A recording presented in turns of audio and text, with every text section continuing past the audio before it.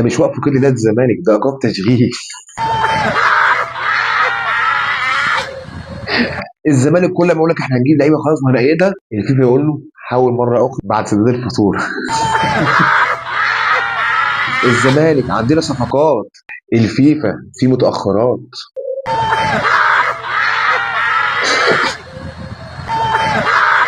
وقف قيد الزمالك مش أزمة، ده نظام سنوي زي رمضان كده بيجي كل سنة.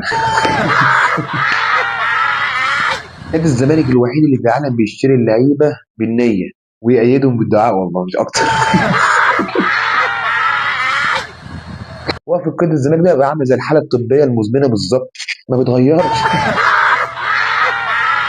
الزمالك مش محتاج كشاف مواهب، الزمالك محتاج محاسب قانوني.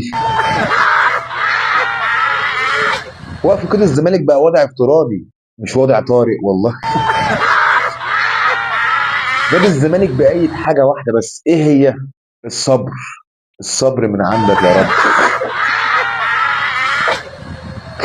كمان واحد. سلام.